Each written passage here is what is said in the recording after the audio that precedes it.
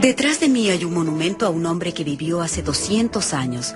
Él nació en un lugar típico, con padres comunes, y murió de una manera demasiado común antes de cumplir 39 años. Pero él no fue un hombre típico. Él fue llamado por Dios a ser su profeta. Cristo habló de él, ángeles lo visitaron, él tradujo escrituras antiguas y la publicó. Por medio de él, el mundo aprendió del plan de Dios para sus hijos.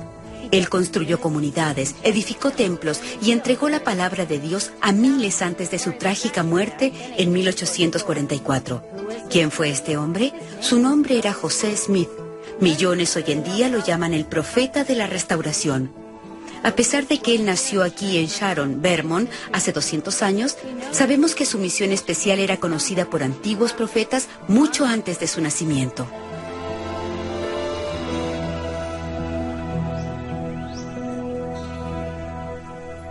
Nuestro Padre Celestial no deja nada al azar, especialmente cuando se trata de la salvación de sus hijos. Él ha planeado y se ha preparado para lograr sus propósitos desde el comienzo.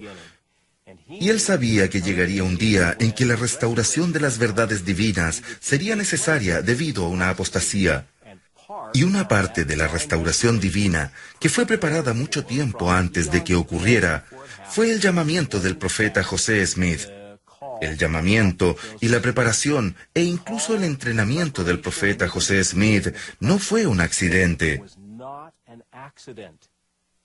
Mucho antes de que se establecieran los cimientos de la tierra, en los consejos de la eternidad se decretó que él, José Smith, sería el hombre que, en la última dispensación de este mundo, habría de llevar a la gente la palabra de Dios y recibiría las llaves y el poder del sacerdocio del Hijo de Dios. El Señor había estado observándolo, y observando a su padre, y al padre de su padre, y a sus progenitores hasta Abraham, y aún desde Abraham hasta el diluvio, y desde el diluvio hasta Enoc, y desde Enoc hasta Adán. El Señor ha observado esa familia y esa sangre mientras ha circulado desde su fuente original hasta ese hombre. Él fue preordenado en la eternidad para que presidiera esta última dispensación.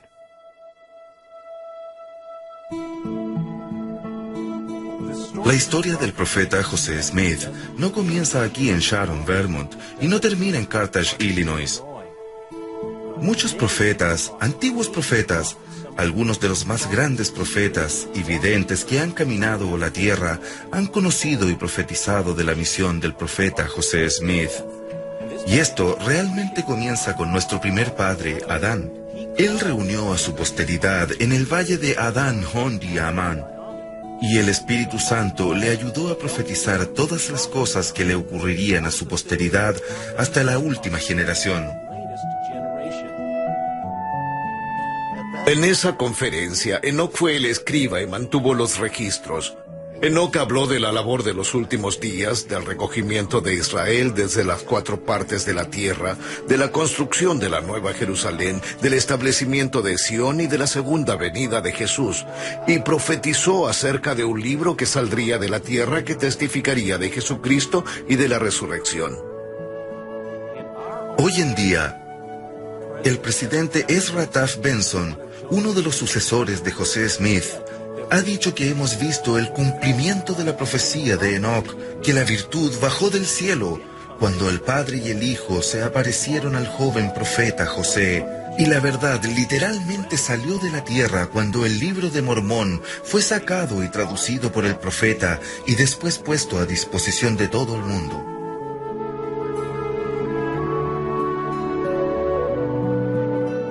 A lo mejor, la profecía más específica relacionada con José Smith en estos últimos días provino de un antiguo profeta, José, que fue vendido a Egipto. Él se refirió a un vidente escogido que el Señor levantaría de una rama escogida en los últimos días.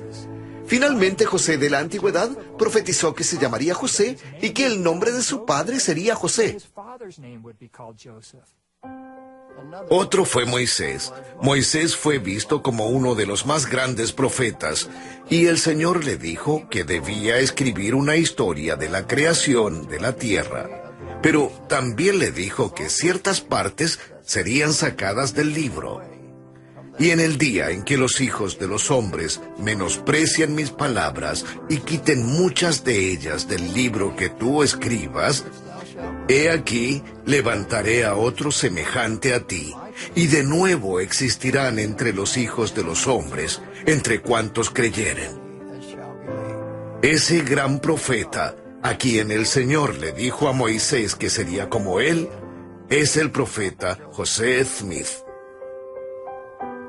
Otro antiguo profeta que supo y vio la misión divina del profeta José Smith fue Isaías. Él habla acerca de un futuro sirviente que aparecerá, que cumplirá propósitos divinos y que será instrumental en traer la palabra del Señor a muchas personas. Y esta profecía, sorprendente en su contenido, describe las características específicas, atributos y acciones de este futuro sirviente. Este es un sirviente que sería llamado desde el vientre de su madre. En otras palabras, él sabría que fue preordenado. Este es un profeta que supo que él había sido preordenado. Este es un profeta que hablaría las palabras del Señor. Así dice el Señor. Este es un profeta que sería una luz a los gentiles. Desde el comienzo del profético joven ministerio de José Smith, él fue enseñado y aconsejado por muchos de los profetas antiguos, muchos seres celestiales. Comenzó, por supuesto, con la visión del Padre y del Hijo. Y le enseñaron algo, pero por lo que sabemos fue algo breve. Pero 3 cortos años más tarde, José Smith fue instruido extensamente en una serie de visitas del profeta Moroni. Desde ese evento, los cielos parecieron abrirse continuamente al joven profeta. José Smith fue apartado por el Todopoderoso de acuerdo a los consejos de los dioses en los mundos eternos, para introducir los principios de vida entre la gente, de los cuales el Evangelio es el gran poder e influencia, y por medio del cual la salvación puede llegar a todos los pueblos, naciones, tribus, lenguas y a todos los mundos. Los principios que lo han colocado en comunicación con el Señor y con los antiguos profetas y apóstoles. Hombres como Abraham, Isaac, Jacob, Noé, Adán, Set y Enoc. Él parece conocer a estas personas tanto como nosotros nos conocemos unos a otros. ¿Por qué? Porque él tuvo que comenzar una dispensación que fue llamada la dispensación del cumplimiento de los tiempos, y fue conocida de esa manera por los antiguos sirvientes de Dios.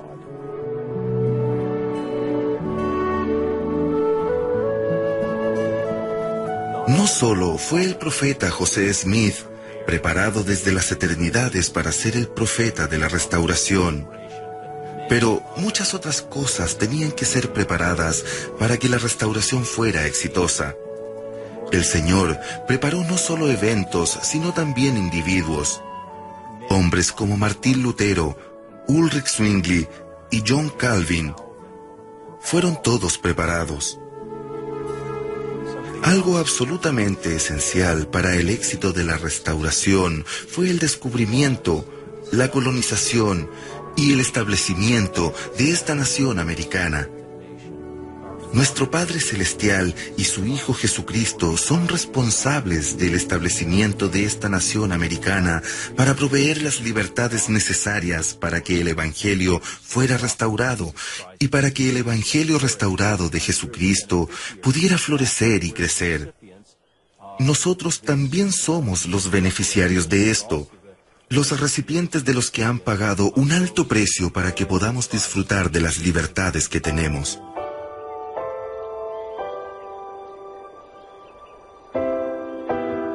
No puede haber ninguna duda de que la familia de José Smith estaba siendo preparada para un profeta de Dios.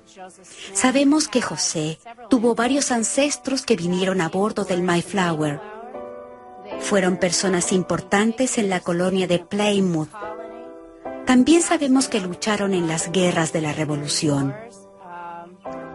Eran patriotas, pero también eran exploradores. Uno de ellos se llamaba Asael Smith. Él tuvo el privilegio de recibir una revelación que le dijo que alguien nacería en su posteridad y que literalmente cambiaría el pensamiento religioso. El ancestro Smith de José Smith fue Robert Smith, quien vino a Nueva Inglaterra. Llegó a Boston en 1638. Él se quedó en Topsfield, al norte de Boston, y la familia vivió allí cerca de 200 años. El abuelo de José Smith fue Asael Smith. Y Asael fue un individuo muy interesante, que creció con la tradición de las congregaciones. Sin embargo, él fue un pensador independiente. También fue un universalista, lo que significa que él creía que Dios finalmente salvaría a todas las personas. Y José Smith, padre, siguió sus pasos en este universalismo. Y así José Smith heredó una tradición de independencia, una tradición de anticipación, una tradición que era más amplia que la religión tradicional de Nueva Inglaterra, que creía que Dios se acercaría a todas las personas. Cuando uno considera la influencia de los antepasados de José Smith, uno debe también considerar a sus ancestros maternos, a la familia Mack. Ebenezer Mack emigró de Escocia en 1669 a Nueva Inglaterra buscando guía espiritual, al igual que prosperidad económica. Desafortunadamente no le resultaron los planes a Ebenezer y perdió la mayor parte de sus bienes financieros. Como consecuencia, su hijo Salomón, quien fue el abuelo de José Smith, estuvo limitado como joven y fue motivado a buscar alguna forma de riqueza durante su vida. Desafortunadamente esto no resultó, pero Salomón continuó buscando algún tipo de estabilidad financiera y espiritual y llegó a New Hampshire, buscando establecer a su familia y lograr algún tipo de estabilidad. Esto influyó grandemente en José Smith y en su herencia familiar, mientras buscaban estabilidad espiritual al mismo tiempo que algún tipo de estabilidad financiera. José Smith padre y Lucy Mack Smith se conocieron en el almacén general en Tonbridge, Vermont, que era propiedad de Stephen Mack, el hermano de Lucy Mack. Después que se conocieron, se enamoraron y eventualmente se casaron. Se fueron a vivir a un lugar llamado Tonbridge, Vermont, donde José Smith padre trabajaba como granjero. Eventualmente un negocio de tipo empresarial llevaría a los Smith a otro lugar. Se asentaron por un tiempo en un lugar llamado Royalton y también en Randolph, antes de quedarse finalmente en una hacienda arrendada que pertenecía a Salomón Mack, en un lugar llamado Sharon, condado de Windsor, Vermont. Para cuando llegaron a ese lugar ya tenían 3 hijos, Alvin, Hiram y Sophronia. Fue en un frío día en Sharon, Vermont, que José Smith hijo nació de José Smith padre y Lucy Mack, el 23 de diciembre de 1805.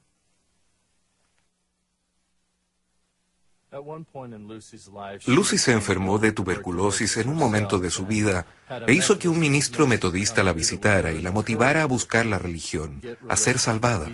Y ella comenzó a preocuparse mucho de su alma. Y en ese momento hizo un convenio con Dios, una promesa de que si Él la ayudaba a mejorar, ella pasaría su vida sirviéndole y buscando el camino correcto.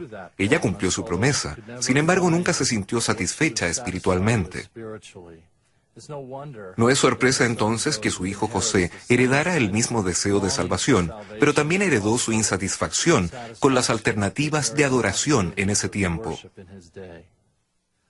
Lucy Mack Smith, la madre del profeta, dejó muchos registros históricos de su familia. Ella menciona 7 sueños de su esposo en Nueva Inglaterra y en Nueva York durante un periodo de 8 años, justo antes de que José Smith comenzara a recibir sus visiones. El padre del profeta estaba buscando una caja en un sueño y en otro sueño el fruto de un árbol. Muy parecido al sueño de Leí en el libro de Mormón. Esto muestra el denominador común de todos estos sueños, que él estaba buscando la voluntad de Dios, el camino de Dios y el favor de Dios.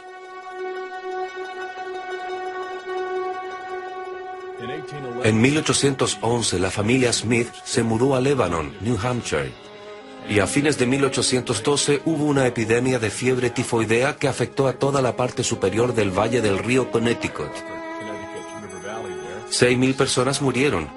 Fue un sufrimiento muy grande y la familia Smith no se escapa a él. Uno a uno los niños se fueron enfermando de tifoidea y la hermana de José, Sophronia, que es un poco mayor que él, estuvo enferma por 3 meses y casi muere. José también tuvo la fiebre y parecía estar recuperándose. Pero la fiebre se movió hacia su brazo y pierna y se convirtió en un serio caso de osteomielitis. Luego, él debería pasar por 4 operaciones importantes antes de curarse.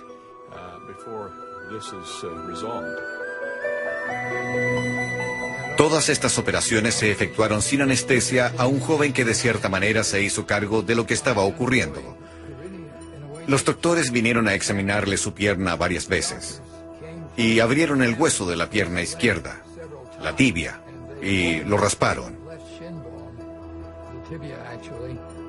El tejido muerto en el hueso había avanzado tanto que incluso consideraron amputar la pierna. Por supuesto, la madre y José dijeron que no lo permitirían. A 24 kilómetros de distancia está la Escuela de Medicina de Dartmouth. Y Nathan Smith era el jefe de cirugía y profesor, y creó la Escuela de Medicina en Dartmouth.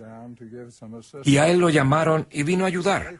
Nathan Smith es único, él es poco común ya que estaba experimentando en una época cuando la cirugía no era muy conocida. Pero él fue con sus herramientas a trabajar. Perforaron el hueso largo y quebraron la parte infectada. Hubo mucha sangre y muchos gritos.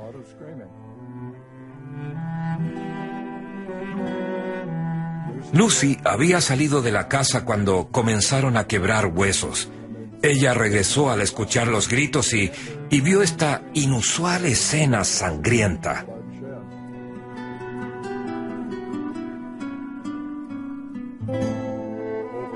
A medida que pasó el tiempo, la operación resultó un éxito y José no perdió la pierna. La recuperación fue larga. José iría a Salem a quedarse con su tío Jesse Smith, donde pensaron que la brisa del mar le ayudaría a su recuperación. Él usó muletas por casi 4 años, hasta que su pierna finalmente se curó.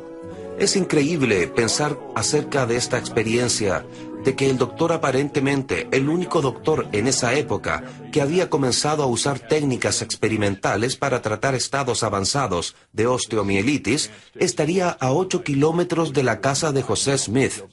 También es importante considerar que José Smith no entendía mucho en esa época lo importante que sería para él tener su pierna. Él iba a hacer muchos viajes de ida y vuelta entre Kirtland y Missouri y otras localidades. Así, podemos ver la mano de Dios aquí, preparando y cuidando a este joven, quien se iba a convertir en profeta al preservar su pierna de una manera maravillosa. Con cuentas médicas devastadoras y luchando para subsistir como granjeros en el río Connecticut, la familia Smith pensó en mejorar su situación mudándose a Norwich, Vermont.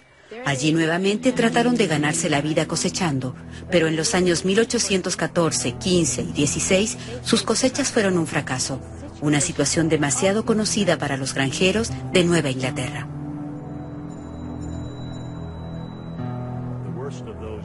El peor de esos años fue 1816, debido a que durante ese verano, desde el 8 de junio hasta el 1 de septiembre, hubo 4 fuertes heladas durante la época de verano.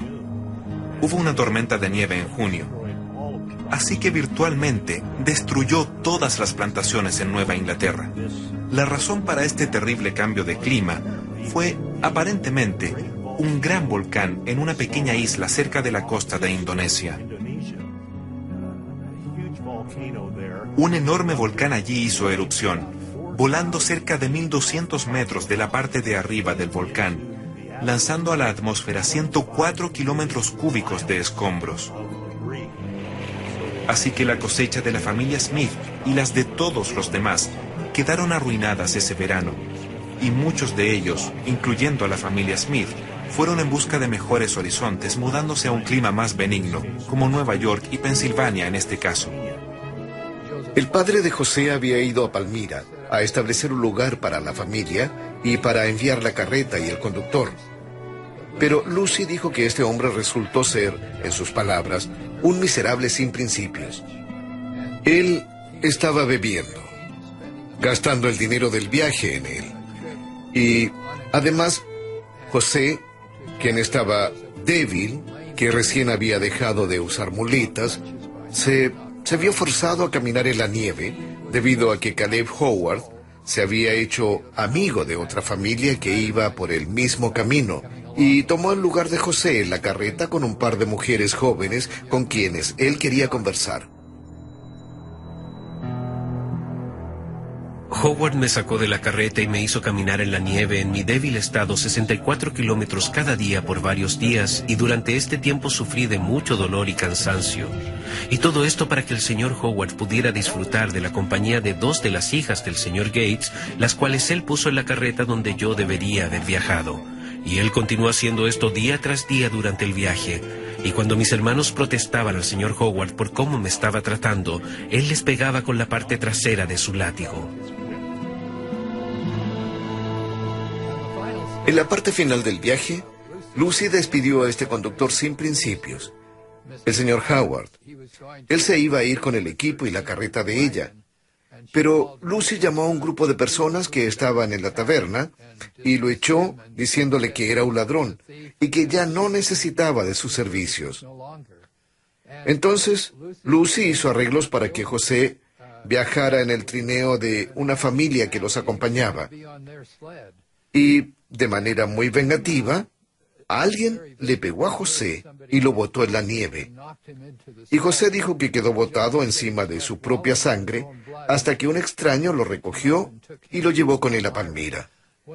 De cuando ellos se reunieron en Palmira, Lucy tiene un retrato muy conmovedor de los niños junto a su padre llorando y abrazándolo al reunirse como familia. La familia era la fortaleza del profeta. Su familia fue llamada, igual que el profeta, a traer la restauración del Evangelio.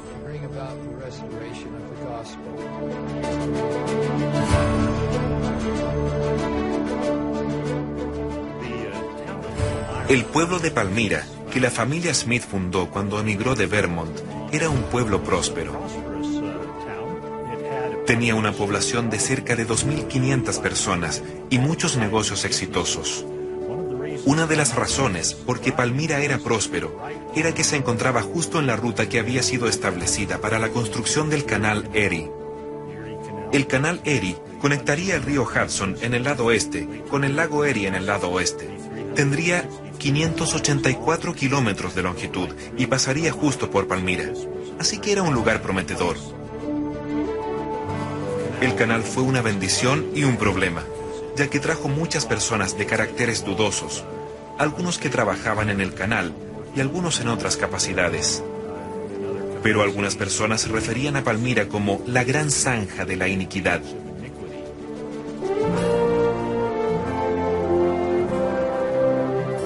Cuando la familia Smith llegó a Palmira a principios de 1817 y la familia estaba toda reunida, se sentaron y conversaron sobre lo que debían hacer en el futuro para ganarse la vida. Decidieron dedicarse a la agricultura. Encontraron un terreno justo al otro lado del límite del pueblo en Manchester que les gustó inmediatamente. Y digo que les gustó inmediatamente porque poseía los recursos para bendecir sus vidas. Por ejemplo, tenía el roble que sería necesario para el trabajo de madera. Tenía sauces a lo largo del arroyo que corría todo el año por el terreno para sacar material para aros, plantas de colas de gato, de material para sellar puntas, barriles, etc. Era una tierra con una suave pendiente para crear un huerto. Era una buena tierra para plantar trigo, maíz y todos los cultivos que las personas plantaban en ese tiempo. Trigo negro, centeno, calabazas, etc.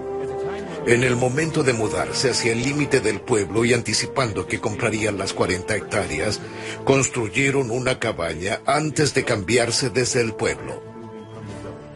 La cabaña estaba como 15 metros dentro del límite del pueblo, del lado de Palmira. Era una estructura de 2 habitaciones en el nivel principal, la cocina y otra habitación que ellos llamaban la mejor habitación. Con el tiempo agregarían una pequeña habitación por detrás de la casa, hecha de tablas que compraron en un aserradero. Parece que construyeron esta pequeña habitación preparándose para el nacimiento de la pequeña Lucy, la última de sus hijas, la que completaría la familia del padre y la madre Smith y 9 hijos e hijas. En el piso de arriba había un desván, una estructura de medio piso, a la cual uno subiría por una empinada escalera, con 2 habitaciones, una para los niños y una para las niñas. A pesar de ser un hogar pequeño, era acogedor y cómodo para la familia Smith.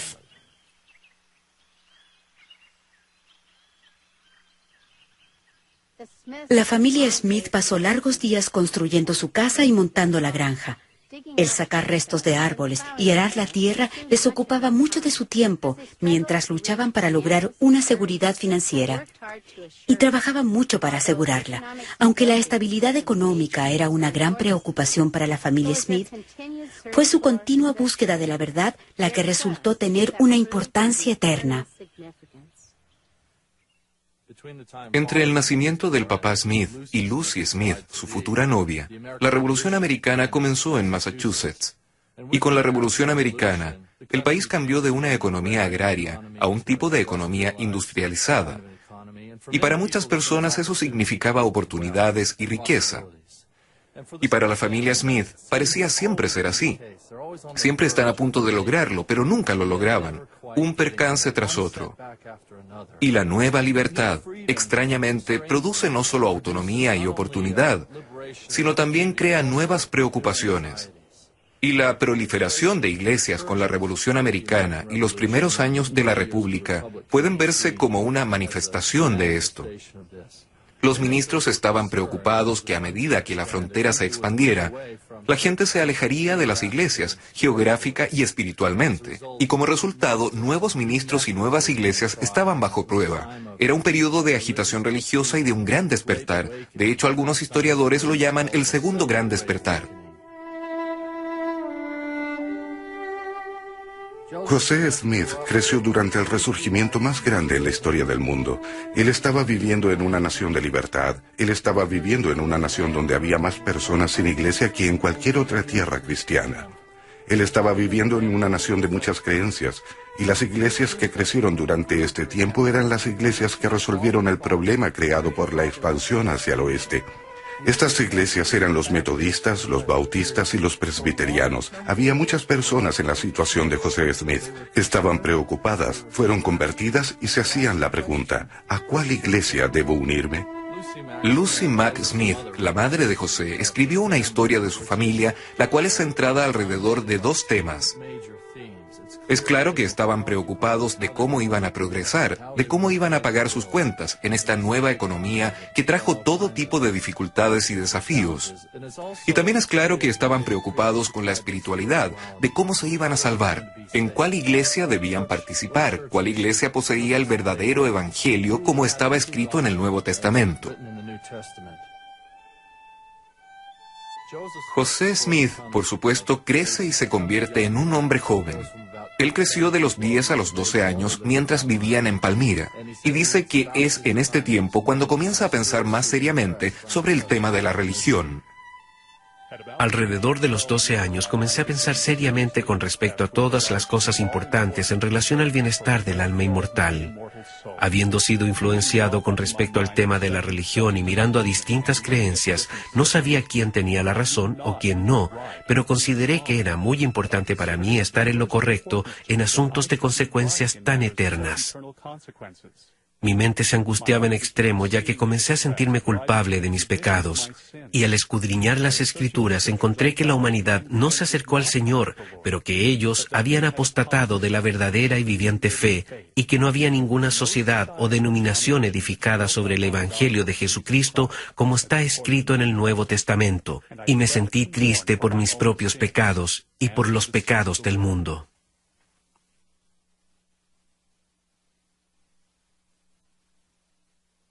Durante este periodo, José Smith estaba involucrado en una búsqueda para decidir a cuál iglesia unirse, y él indudablemente, junto con otros en la comunidad, asistieron a muchas reuniones al aire libre, que era una de las técnicas usadas por los ministros durante este tiempo para presentar el evangelio que ellos entendían a la gente en esa región.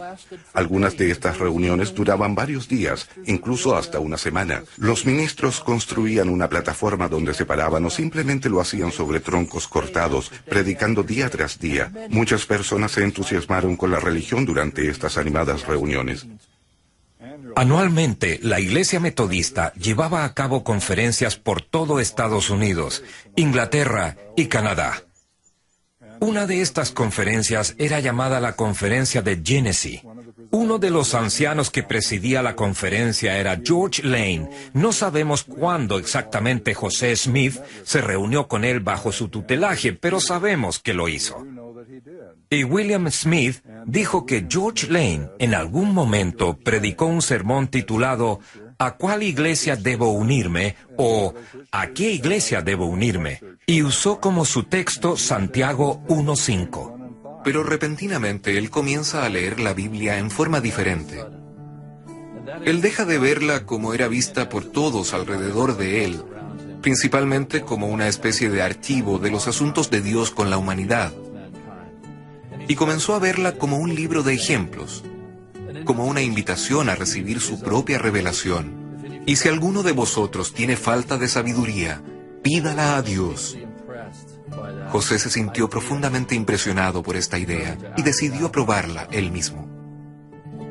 Agobiado bajo el peso de las graves dificultades que provocaban las contiendas de estos grupos religiosos, un día estaba leyendo la epístola de Santiago, 1 capítulo y 5 versículo, que dice: «Y si alguno de vosotros tiene falta de sabiduría, pídala a Dios, el cual da a todos abundantemente y sin reproche, y le será dada». Ningún pasaje de las Escrituras jamás penetró el corazón de un hombre con más fuerza que este. En esta ocasión el mío pareció introducirse con inmenso poder en cada fibra de mi corazón. Lo medité repetidas veces sabiendo que si alguien necesitaba sabiduría de Dios, esa persona era yo, porque no sabía qué hacer, y a menos que obtuviera mayor conocimiento del que hasta entonces tenía, jamás llegaría a saber, porque los maestros religiosos de las diferentes sectas entendían los mismos pasajes de las Escrituras de un modo tan distinto que destruían toda esperanza de resolver el problema recurriendo a la Biblia. José nos dice que inmediatamente después de leer Santiago 1:5, por lo menos una de las veces que estaba meditando el pasaje, se retiró al bosque a orar, aunque él nunca antes había orado vocalmente en su vida.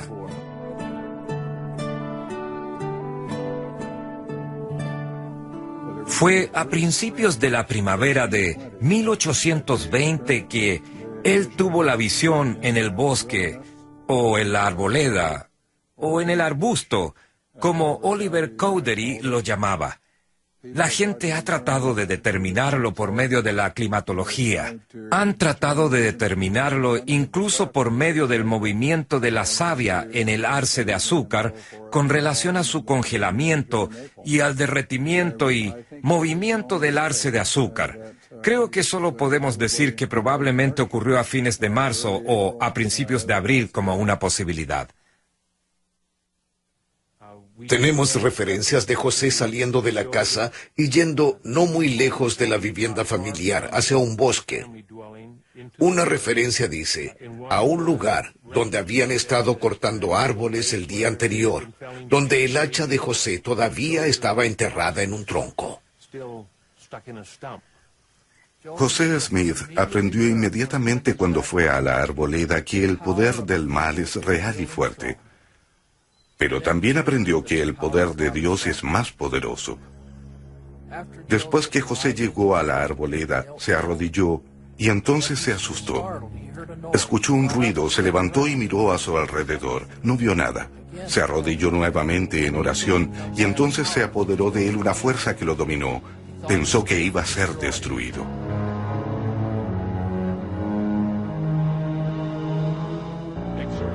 esforzándome con todo mi aliento por pedirle a Dios que me librara del poder de este enemigo que se había apoderado de mí, y en el momento en que estaba para hundirme en la desesperación y entregarme a la destrucción, no a una ruina imaginaria, sino al poder de un ser efectivo del mundo invisible que ejercía una fuerza tan asombrosa como yo nunca había sentido en ningún otro ser.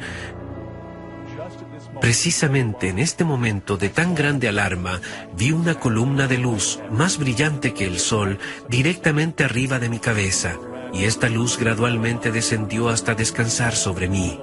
Al reposar sobre mí la luz, vi en el aire arriba de mí a dos personajes, cuyo fulgor y gloria no admiten descripción. Uno de ellos me habló llamándome por mi nombre, y dijo señalando al otro: «Este es mi hijo amado. Escúchalo».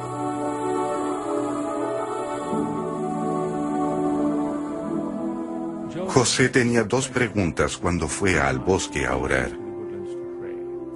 Primero, ¿cuál iglesia era la correcta? ¿A cuál debía unirse? Mi objetivo al recurrir al Señor para saber cuál de todas las sectas era la verdadera, a fin de saber a cuál unirme. Por tanto, luego que me hube recobrado lo suficiente para poder hablar, pregunté a los personajes que estaban en la luz arriba de mí cuál de todas las sectas era la verdadera, porque hasta ese momento nunca se me había ocurrido pensar que todas estuvieran en error y a cuál debía unirme. Se me contestó que no debía unirme a ninguna porque todas estaban en error. Y el personaje que me habló dijo que todos sus credos eran una abominación a su vista, que todos aquellos profesores se habían pervertido, que con sus labios me honran pero su corazón lejos está de mí, enseñan como doctrinas los mandamientos de los hombres, teniendo apariencia de piedad, mas negando la eficacia de ella.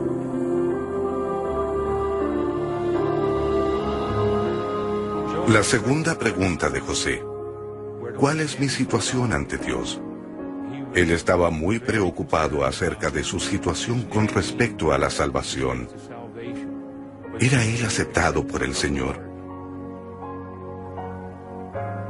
Él me habló diciendo: José, mi hijo, tus pecados te son perdonados.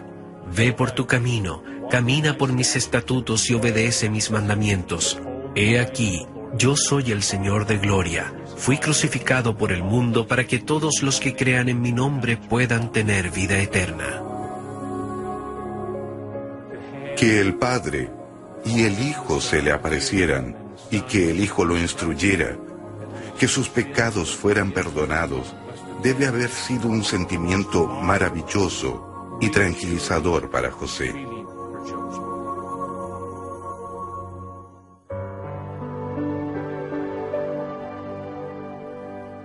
El profeta aprendió muchas cosas mientras estaba en esa reunión acerca del Padre y el Hijo en relación a la naturaleza de Dios, y también aprendió que son personajes separados, y además se enteró de que él mismo tendría un rol muy importante en el futuro del proceso de restauración. La primera visión del profeta José Smith cambió el perfil del mundo religioso para siempre. Cuando el profeta salió de la arboleda sagrada, él había aprendido algunas verdades muy importantes que no habían sido conocidas por siglos. Él aprendió que Dios contesta oraciones. Aquí podemos ver una revelación personal que ha sido dada a un joven que se preparó para recibirla. Una de las cosas que aprendió fue que Dios nuestro Padre Celestial y su Hijo Jesucristo son seres verdaderos y tangibles. Ellos viven en lejanos cielos, que pueden contestar oraciones, y que el Padre y el Hijo tienen una apariencia similar, que el Padre y el Hijo están interesados en los seres humanos en forma individual, que el Padre nos conoce por nombre. José aprendió que la Trinidad no es un concepto etéreo o filosófico, pero que hay miembros específicos de la Trinidad, o se podría decir la presidencia del cielo. Él aprendió que nuestro Padre Celestial ama a su Hijo, su amado Hijo, pero que también testifica de su Hijo y del poder que el Hijo puede tener en nuestras vidas. Esta fue una visión como ninguna otra. Además, José aprendió que Jesús es el Cristo, que Él fue crucificado por los pecados del mundo, que la expiación fue muy real, muy personal, que no fue un concepto filosófico ni simbólico y que realmente ocurrió. José aprendió que sus pecados pueden ser borrados y esta primera visión ocurrió en un lugar de verdad, en un tiempo real. El presidente Gordon B. Hinckley ha dicho que la arboleda sagrada, donde José tuvo su primera visión, es la joya de los lugares históricos de la Iglesia, porque es el único lugar donde sabemos que el Padre y el Hijo vinieron y que se les aparecieron a un ser mortal.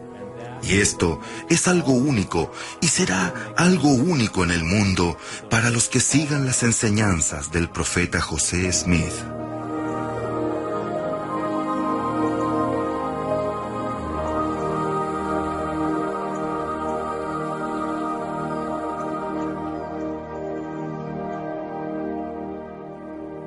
Sabemos que al concluir, a medida que la luz ascendía, él quedó solo y dijo, me encontré de espaldas. Él estaba sin duda física y mentalmente agotado por la experiencia. Cualquiera sea el caso, él se levantó y regresó a su casa. Y todavía en un estado un poco atontado, se apoyó en la mesilla de la chimenea. Y su madre entró y le dijo, ¿pasa algo, José? Y él le dijo, todo está bien. Me siento bastante bien. Pero he sabido a satisfacción mía que el presbiterianismo no es verdadero. Él no está individualizando a una religión en particular. Él le habría dicho eso a su madre sobre cualquier denominación. Aquí hay un intento de aconsejar a su madre, de hacerle saber, ya que ella es presbiteriana. Creo que él mantuvo las instrucciones que recibió la arboleda en forma privada y no las compartió mucho. Él las compartió con el ministro metodista y aparentemente con otros también. Pero él dijo en su relato de 1832 que nadie le creyó. Pienso que él conllevó esta carga sobre sus hombros solo. Y debe haber sido un desafío y una experiencia muy difícil para él. Una experiencia que le ayudó a madurar. Parece que desde los años más tiernos de mi vida el adversario sabía que yo estaba destinado a perturbar y molestar su reino. De lo contrario, ¿por qué habían de combinarse en mi contra los poderes de las tinieblas? ¿Cuál era el motivo de la oposición y persecución que se desató contra mí casi desde mi infancia? Aunque no era yo sino un muchacho desconocido y apenas entre los 14 y 15 años de edad, y tal mi posición en la vida que no era un joven de importancia alguna en el mundo, sin embargo los hombres de elevada posición se fijaban en mí lo suficiente para agitar el sentimiento público en mi contra y provocar con ello una encarnizada persecución. Y esto fue en general entre todas las sectas. Todas se unieron para perseguirme. En aquel tiempo me fue motivo de seria reflexión, y frecuentemente lo ha sido desde entonces. Cuán extraño que un muchacho desconocido de poco más de 14 años, y además uno que estaba bajo la necesidad de ganarse un escaso sostén con su trabajo diario, fuese considerado persona de importancia suficiente para llamar la atención de los grandes personajes de las sectas más populares del día, y a tal grado que suscitaba en ellos un espíritu de la más rencorosa persecución y vilipendio. Pero extraño no, así aconteció, y a menudo fue motivo de mucha tristeza para mí. Durante los 3 años y medio después de la primera visión de José, la familia Smith continuó trabajando en sus 40 hectáreas, limpiando la tierra y colocando una cerca. Plantaron cultivos y perforaron árboles para obtener azúcar de arce. Se ganaban la vida principalmente trabajando cada día y trabajando para otros cuando la oportunidad se presentaba. Seguramente durante ese período, el joven José había continuado estudiando la Biblia, tratando de entender su papel en el plan de Dios. En septiembre de 1823, José recibió ese entendimiento. Él comprendió que Dios tenía un trabajo para él. Han pasado 3 años desde la primera visión.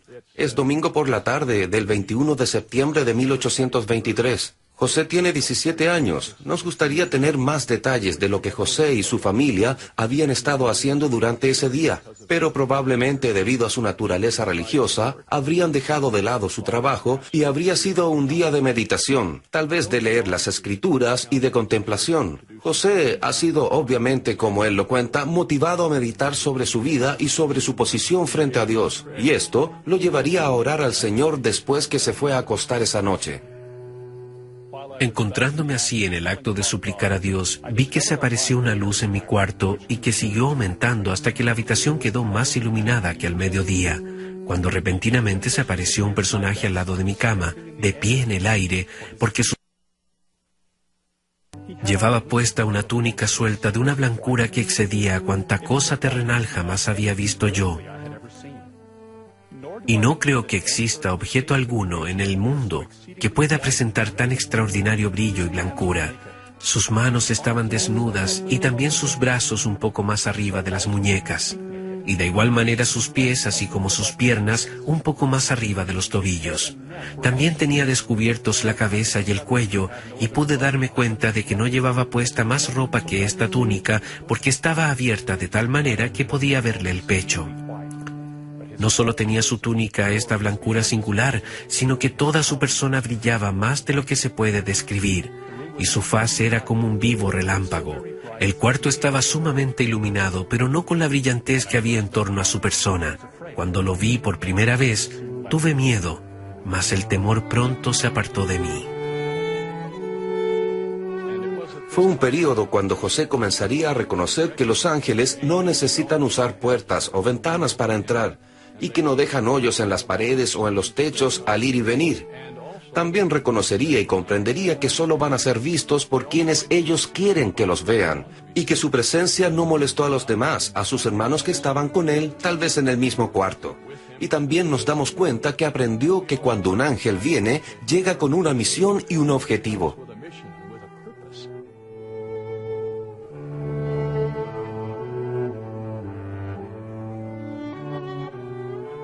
Este mensajero dijo que se llamaba Moroni, y entonces le dijo algo extraordinario a este joven de 17 años. Le dijo a José que entre las naciones, tribus, lenguas y pueblos se tomaría su nombre para bien y para mal, lo cual debe haber sorprendido a José.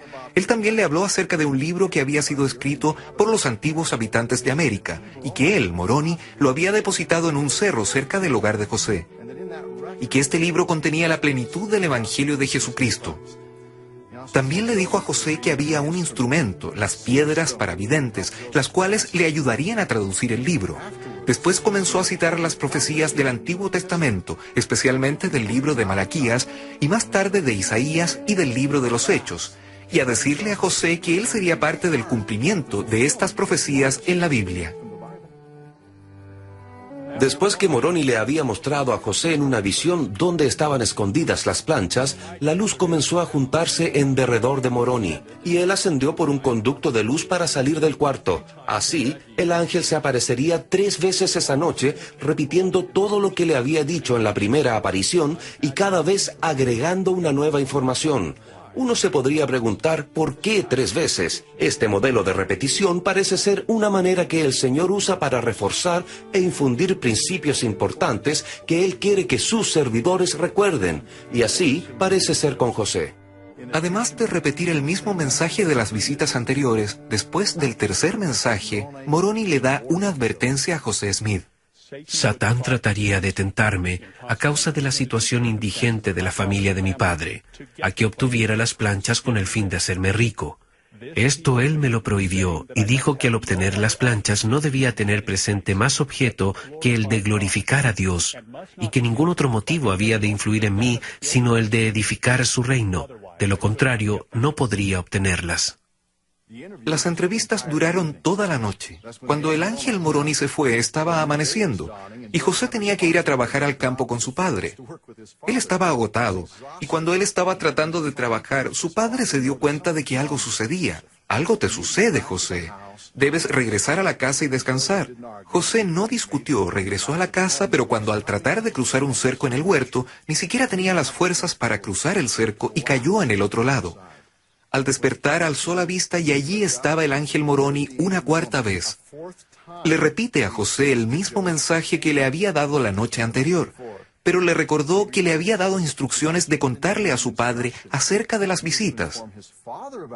Entonces José le declara a su padre lo que había ocurrido, los mensajes que el ángel le había entregado. Y cuando lo hace, José Smith padre le cree y acepta todo lo que su hijo le contó. El padre de José era un hombre profundamente religioso. Sin embargo, él no había estado involucrado en las iglesias locales como, por ejemplo, su madre. Aún así, cuando el padre de José da una respuesta tan positiva, debe haber animado a José y le debe haber aliviado su carga, y también le debe haber dado ánimo para seguir adelante y hacer lo que el ángel le indicó. Y además, el apoyo del padre llevó a otros en la familia, a todos en la familia, de hecho, a entregarle su apoyo. José dejó a su padre e hizo el viaje al sur de 5 kilómetros a un cerro de un tamaño considerable, conocido ahora como el Cerro Cumora. Él escaló hasta cerca de la cima donde él había visto en la visión que las planchas estaban escondidas en el costado occidental, no lejos de la cima. Cuando estaba allí, había una piedra que cubría la caja en la cual las planchas estaban depositadas. Se consiguió una rama que usó de palanca, y habiendo quitado la tierra de la orilla, levantó la piedra y allí estaban las planchas. Él intentó sacarlas, pero recibió una sacudida. Trató 3 veces de obtener esas planchas.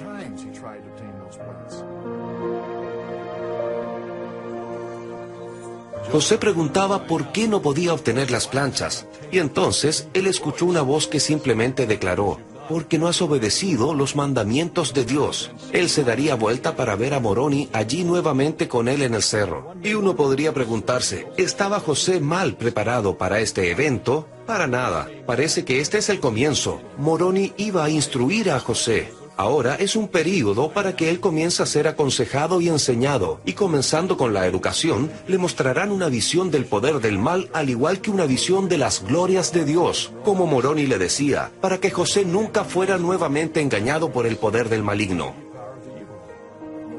Moroni viene y es un profundo educador del profeta José Smith. Él le enseña acerca de las cosas que van a ocurrir. Parte del ministerio de José, de lo que se va a esperar de José. Le enseña acerca de conceptos divinos que tendrán un impacto eterno en la familia. No solo en la familia de José, sino en todas las familias que se hacen miembros del reino del Señor. Le enseña acerca de la naturaleza de cosas sagradas, y Moroni es, supongo, lo que uno llamaría el gran tutor del profeta José Smith durante esta primera etapa de la restauración del Evangelio de Jesucristo.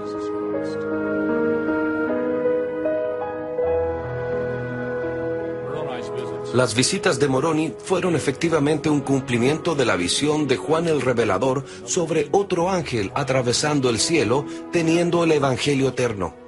Seguramente las planchas de oro que Moroni le trajo a José Smith contienen el Evangelio eterno. Y esto fue el cumplimiento, por lo menos en parte, de la visión de Juan.